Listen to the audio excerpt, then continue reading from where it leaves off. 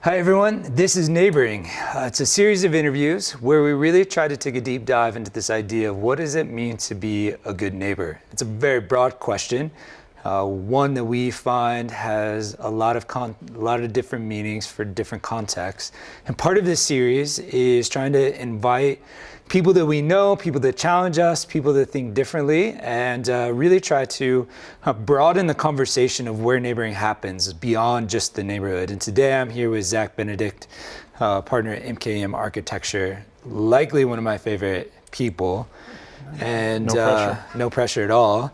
And since the first time I met you, probably almost 9-10 years ago, I have been captivated by the depth of knowledge that you have on the historical context of what we look at as neighborhoods and some of the structures and systems and choices we've made as a society that have impacted who we are today and who we could be tomorrow, and how design and place and all of that comes together. So thanks for joining. Hopefully we can My pleasure.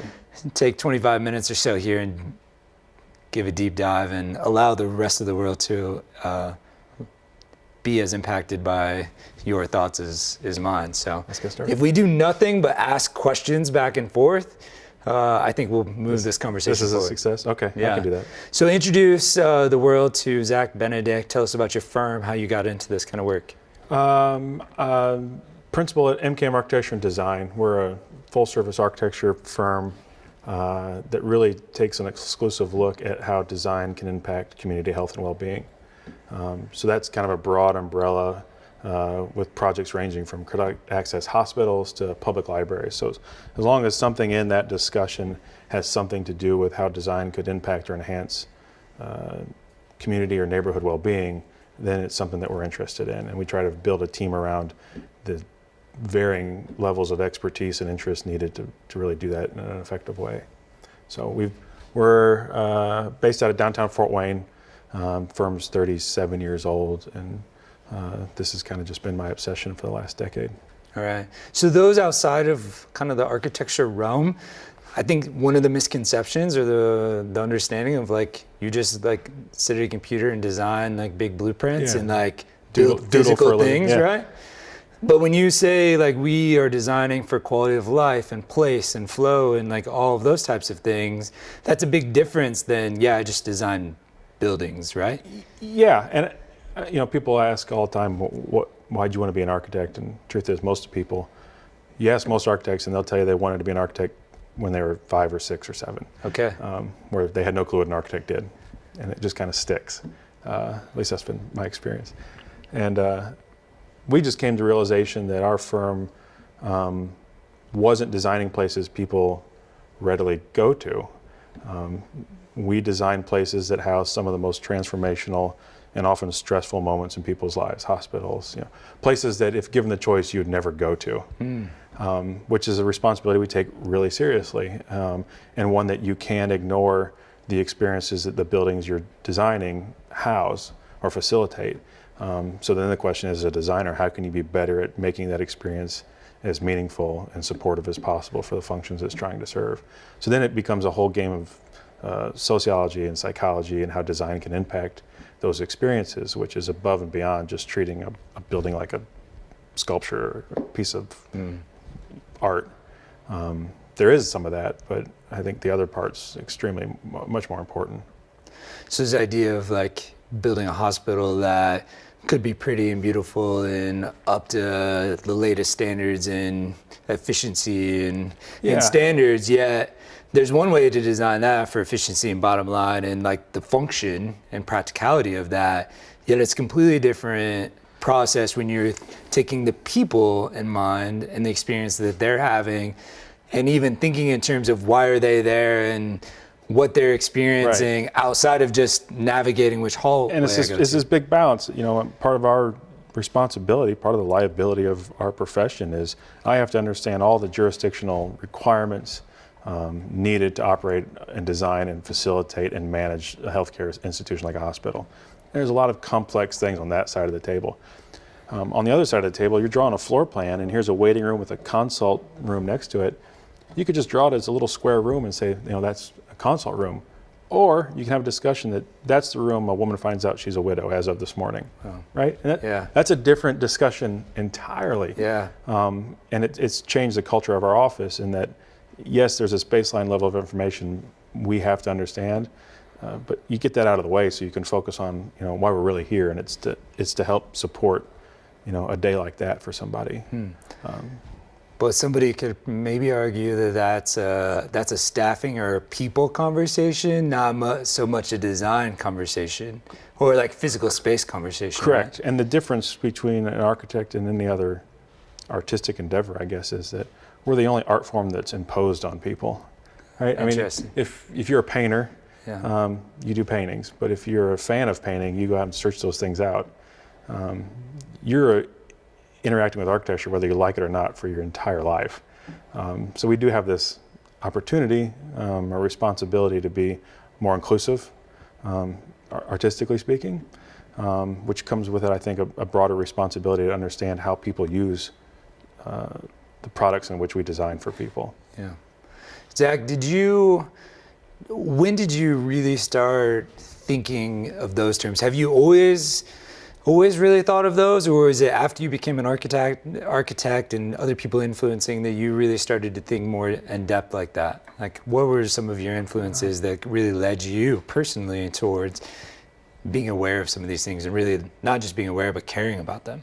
I probably always have been somewhat interested in it, whether I knew it or not. I mean, I grew up in a town with one stoplight that shut off at 10 o'clock at night. I mean, that has been my upbringing, where, no matter where you walked, there was eyes on you, and they knew who you were and who your mom was, and there was nowhere to hide. And that kind of small town community is my intellectual baggage coming into college. While I was studying in architecture school, I participated in a group that focused on traveling around to different rural communities throughout the Midwest and help envisioning what their future might be, which you got to start meet really interesting real people. I mean, people that were struggling and had never talked to an architect, didn't know what architecture was, but had real dreams and aspirations of what their neighborhood or community could be. And I was always really infatuated with that kind of grassroots mentality of community development. And then I took a job at MKM, who had an entire portfolio of healthcare work. And as healthcare has evolved over the last decade and the Affordable Care Act came on board, we really started to see this kind of emergence between not only providing healthcare, but also understanding community well-being and community health and how those two things can interface. And our opinion is they interface at the way we design and build our neighborhoods. So it was kind of a happy accident. I don't think it was anything I take credit for. They just kind of started to merge and become one. Yeah. Some of the things that I've really enjoyed are some of these bigger picture. You lead research at your firm, like the depth of where some of this comes from, and looking at different structures of how people are connected, how they've been connected over years, both globally and domestically in the United States. And some of these things that have come up in previous conversations, I'd love to kind of dive into it, this idea of like, the invent, when we started building homes with attached garages or suburban neighborhoods, and how it's changed in a place even like Fort Wayne, where it has a central core that was developed in the late 1800s, early 1900s and beyond, and where development is today. So throw out a few of these. Talk to me about the role of the attached garage. Okay. And the impact of the attached garage. The American dream, I think, has always been really infatuated with this idea of independence, right? I mean, at the core, that's what it was about, was how could you grow an independent lifestyle. And the more independent you were, the better off everyone assumed that you and your family were. That's evolved into this kind of glorification of privacy, right? It's a superlative condition to say I have a private office, private gym, private library, private home theater. My kids go to private school. These kind of closed systems. And an extension of that was the garage, where we started to continue to claim more and more space, right? It wasn't enough to claim private space as the bounds of the home. Then I grabbed the front porch, and then I grabbed the front yard, and then I put a fence on it, and then I put a garage in front of it, and really turned it into a fortress of private space. In the first suburb, the front yard was considered public park space. Okay. So it was no weird thing to have a couple that you didn't know having a picnic in your front yard. And that's kind of evolved in this thing where I've claimed that as my territory and you're trespassing. The result of that was these neighborhoods and the suburban sprawl mentality that glorified kind of an addiction to the car, transformed neighborhoods that were lined with front porches to being lined with opaque garage doors. And the biggest difference that made, I think, socially and from a well-being standpoint, is it completely eliminated the ability to have an accidental interaction, right? We've talked before. It's like the opening scene to Mr. Rogers. Yeah. Is very different than the way Batman gets in the Batcave. Yeah. Right? So Mr. Rogers, it's a whole song and dance, and we're changing sweaters and shoes, but he's running into people and waving and talking. Same process when Batman flies into the Batcave going 75 miles per hour, the door shuts behind him. He never interacts with another human being. He changes, gets ready for whatever. Just a very different mentality. One is completely isolated and disengaged from the context of a neighborhood, friends, neighbors, you name it. And the other one's completely predicated around this idea of interaction. And the difference with that is you can't really get the ability for a neighborhood to build social capital without repetition. Yeah. Right? You don't trust anyone without a repetitive series of occurrences. And it's much, much harder to have any sense of repetition in a built environment that's completely closed, that's completely fenced, and territories are claimed and trespassers are identified. Like that whole mentality has really just transformed what a neighborhood has meant to everyone, from young to old. Yeah, this idea of social interaction being such a core necessity for trust and connectivity, not to negate, there's certain times that independence is completely normal and should be, until it's not, until the well-being conversation comes into play. Talk to us about what are measures of well-being? If well-being is a priority in life and towards the way we design and build, what is the measures of well-being? Like Gallup has a well-being index. They'll measure it across 5 indicators, and they'll even give states and large city metro areas a well-being index score, which Indiana does very poorly on.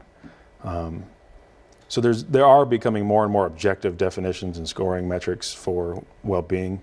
The other way to look at it is this idea that individual health in some ways is a contradiction in terms, because health, I think, relies on its context. So there's a thing called social determinants of health. Okay. Less than 30% have anything to do with your access to good clinical care or your genetics. North of 75% of the social determinants of health has something to do with the social economic factors that define your everyday routine. Okay. Right? Your neighborhood. Yeah. Really. Wow. So I can get probably closer to your expected life span, how old you're going to be when you die, based on your zip code than your diet. Wow. And eerily close. And that shouldn't be the case, but I think it's indicative of how impactful context is to lifestyle, health, and happiness. So where you live changes how you live changes why you live. And that's kind of a cyclical thing. And neighborhood development has to start taking that more seriously, and the fact that they are the platform for that health. And we're getting better, I think, at measuring what that is and how to improve it. It's a slow process. Yeah, it's been fascinating over the 10, 12 years I've been involved in NeighborLink is, what started for me was a connectivity to just helping. I started showing up and volunteering and mowing people's grass, and for people that couldn't do that, I understood a disability or due to aging, because I've got a grandparent that can't mow their grass anymore. So it's easy for somebody that's able-bodied to be able to step in and do something transactionally. But the more that I did transactions, the more that I got connected relationally with people that weren't really my neighbors, and it became very practically difficult for the charitable structure that I was volunteering through to actually be able to help long term. So I would have to drive 30 minutes across town to connect to somebody to mow their grass, something that I could do very easily, and I'd have to throw my mower in the car. And that whole process began to really challenging and opening up my worldview of saying, wow, this is really hard, it's unsustainable, it's very challenging. I get really, really disappointed when I see everybody else's yards mowed around this one person. Yet what didn't take me much effort is clearly not in somebody else's priority. And then I then began to wrestle with this idea of like, okay, maybe proximity matters. Like if I have a heart and propensity for this, then maybe I should live somewhere or choose a neighborhood that's a little bit closer to where I'm doing this type of work in a very functional kind of way. But what really connected with me is the fact of disconnection between these neighbors. That I would show up and I'd mow grass 4 or 5 times in a row, and then the neighbor would come out, or I would call to follow up and say, hey, do you need your yard mowed again? And a neighbor would have done it. Right. And so it's these small disruptions and really the disconnectivity of neighborhoods that really fascinates me around this quality of life, because this person's able to live independently. What I find fascinating, so I mean, instinctively, I compare it to like, so there's a group of fish, a school of fish is no different than a neighborhood of humans, right? The difference is we instinctively want to define the world as us and them. Certain neighborhoods are more conducive to having a broader definition of us. Yeah. Some it's much harder, and it becomes a smaller and smaller circle where it's either your nuclear family or you as an individual. It's me against the world. And those neighborhoods that allow people to understand the context of us in a more externalized way. Historic neighborhoods do this exceptionally well. Front porch neighborhoods do this well. Neighborhoods that have third places in them, so places beyond first place is home, second place is work, and third place is like the cheer song where everybody knows your name. Yeah. Churches, pubs, you name it, allows you to further broaden that definition of what's the physical geographic boundaries around us. Yeah. You take care of us. So the question is, how do you broaden where those lines are to define and highlight the area of us or we, ours. Because we use this language in good neighborhoods, you'll notice that they'll use that language for parks, library, that's our park, that's our school. And then neighborhoods that don't have that within that noticeable boundary start to shrink and devolve into it's me against the world, not us and them. And I think that's an interesting and really fascinating dynamic that neighborhood planning, community development don't give enough credit to kind of like the biological instincts of humans just as mammals to understand that that's the game, is trying to understand how you can better define and develop that. And what NeighborLink's done, I think, is forced those discussions. You go to help somebody in that neighborhood, I have to acknowledge that that person's in my neighborhood. That happened on my watch. Yeah. And now this is us. Yeah. You came into our space. But yesterday, my space was my space and my neighbor's space was their space. And trying to redefine the limits or boundaries of that really is, at the end of the day, I think, the game. So interesting. The more that I do this work and the more that I ask these bigger questions and think about this is, in our community and communities all over the country, there are big economic and community development initiatives with a lot of resource and a lot of interest and a lot of like big ideas and visions for looking at a place that maybe physically broken, or at least look like there's a lot of rundown, and it's very like outside in focus. Like we have the solution to this area, and everyone else will be impacted, and it'll be great. But I'm also seeing that like in some smaller, lower income neighborhoods, what's really happening is that all the ideas are already there. There's ownership and stakeholders, that there has just been a lack of hope and a lack of follow through and a lack of social connectivity. Yeah. And when somebody goes in and just disrupts the social connectivity, maybe making a few connections, maybe doing that thing that nobody takes ownership of, that happens in every neighborhood, then it starts to rebuild itself. It starts reconnecting, and then those folks have their ideas and they move forward. There's just this big divide between, yeah, I can come in with a $5 million, $400 million initiative and try to fix everything. Well, I can, but what would it look like if you can just go in and just mix some things up a little bit? Or acknowledge that it might not be broke. Ah, yeah. Right? I think it's a delicate balance, to say we mean well, and most people do. It's a sincere effort. But if you really sit down and talk to those people that you just 10 seconds ago claimed were needing fixed, none of them acknowledge that they're even broken. Yeah. Right? They might need a nudge here or there or a favor. They don't want it for free. They'll give you a favor back. It has nothing to do with a handout or welfare or any of those things. The question is, how can you empower them to take ownership of that? Maybe not even financially, but psychologically. This is your neighborhood. Run it. And what do you tell me what you need? And it's all based on the phrasing of the question, right? If you ask what needs fixed around here, you immediately get negative comments. If you say, where could this place be in 5 years? Same question. I mean, you really want the same answer, but the response to that is aspirational and optimistic, and only if we could get these resources, we would do these things. Yeah. Which, if you say what needs fixed, it's like, well, that's broken, this is broken, that's always dirty. But every neighborhood's got that. It's a misconception that great neighborhoods are perfect neighborhoods. It's the complete opposite. Sure. All great neighborhoods are slightly imperfect. That's what makes them great. And the instinct, I think, for people that want to help is to create some utopial condition where they're going to pretend like everything's now going to be perfect with this $5 million thing. And it's not the case, because it probably wasn't theirs in the first place, and won't be theirs when you leave. It'll just be a reminder that someone came in and called us broken. Wow. And that's a real delicate balance that I've seen cause a lot of drama in neighborhoods. Yeah. And it goes back to the us versus them. Sure. Right? It goes back to the disconnection. Yeah. Like, we're not in relationship. Right. Therefore, if we're not in relationship and working on the problem together, or at least asking the question together, then how do we know either one of them is right? Right. Interesting. The term quality of life gets used quite a lot, and there's a lot of definitions for what quality of life. Give us, like, what does that mean to you in a neighborhood context?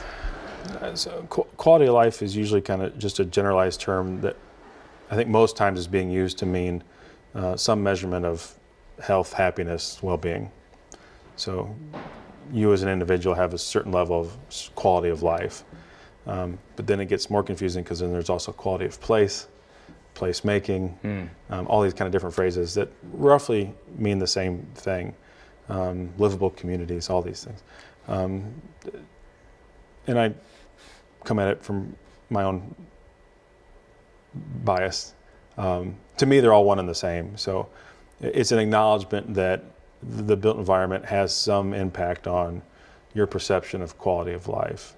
And what's interesting is there's a big difference between tangible indicators that you are living more well, healthier, versus your perception of a higher quality of life. And there's a lot of research saying that the perception might be as important or more than the actual tangible fact of whether or not you're healthier. Wow. So they did a really interesting survey a couple years ago, and they were researching individuals in Indiana 65 and older, who tend to have a higher level of isolation, depression, disengagement.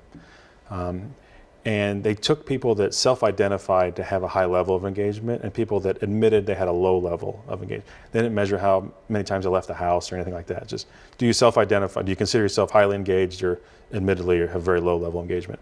When you separate out those two groups and ask like big philosophical questions like, are you happy with your life the majority of the time? It's like a 40% difference in those willing to say yes from the people that felt like they were engaged. Whether or not they were was beside the point. And this goes back to being able to have repetitive, trustworthy relationships with those around you. I don't think the best way to describe it is like the first 6 minutes of the movie Up. Okay. Right? Like that. Yeah. That shows everything you really need to know about everything we're talking about. Wow. Because the definition of home is really the overlap of three things. There's the physical structure of your house. There's kind of the pop culture, society, the context, the neighborhood, and then there's the users of the house.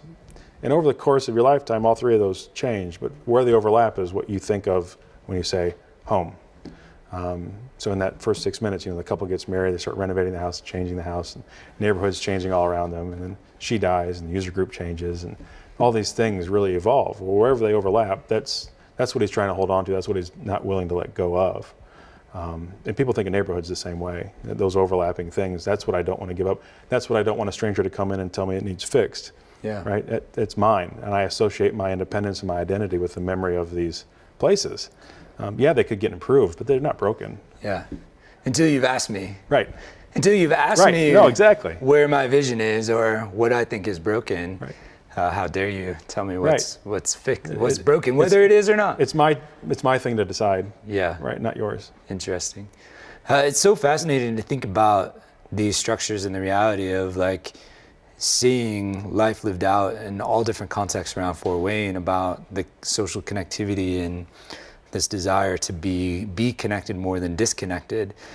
And often, at least in my experience, it's been less like, it may have started with my desire to want to like impact something or to change. Mm-hmm. But over time, by being present in reality and becoming a neighbor, this is far more about the way that I want to live, because it's had transformative impact. Yeah. And the quality of life is related to how connected I am to my neighbors. And whether my wife and I are regularly asking the question when we think of new things to do, or we're being asked to be invited into something, does it take me out of my neighborhood or does it keep us here? Because there's relationships we've made here, and if I say yes to this new thing, I'm going to be disconnected to the very people that honestly can respond when our kids are hurt and somebody's got to go to the emergency room and one of the spouses is gone. Like the very idea of being able to call my neighbor across the street and just drop my kids off is important and valuable to the quality of life. Zach, I feel like we could just like talk for like 3 hours on this podcast about this stuff. I'm curious to try to wrap this up from your experience, both as a professional, as an individual that is also moving towards this. What does it mean to be a good neighbor?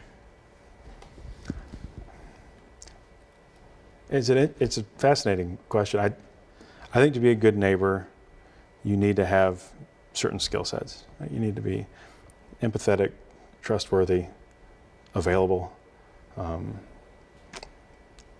joyful, prideful in the place that you call home.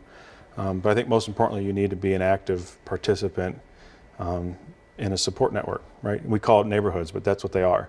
When they're really functioning the way they're supposed to function, you are an active player in a closed system of people that are using each other to support a collective quality of life. And if you can start making decisions based on that, like you were just saying, and it's hard not to classify you as a good neighbor. And if a larger group of people start thinking that way, those are the neighborhoods you can't deny are the best. And even to that point, if all of these things are introspective and personal choices about the way that we live our lives and are almost part of our character, then it begins to, at least in my mind, begins to take the boundaries off of what we define as a neighborhood. It doesn't, it isn't the place, it isn't just the place that we live. Yeah. It could be the place that we work. Yep. Or even the places we frequent. Yeah. From there. Zach, thanks. Hey, thank you. Thanks for joining. Thanks for doing this work and telling your story. I know you speak a lot and travel and write and get us to challenge our thoughts on this stuff. That connectivity has a very practical sense, not just touchy feeling, that this impacts our lives and our communities, and that's why we should care. If we don't care for our own personal selves. No, thanks for having me. Yeah. Thanks for tuning into this episode of Neighboring. Take a look, pick up some books, do some research on the impacts of neighborhoods and development and architecture in that space. I bet you will be surprised about what you find and the things that cause you to ask questions just like they did to me. Thanks for tuning in.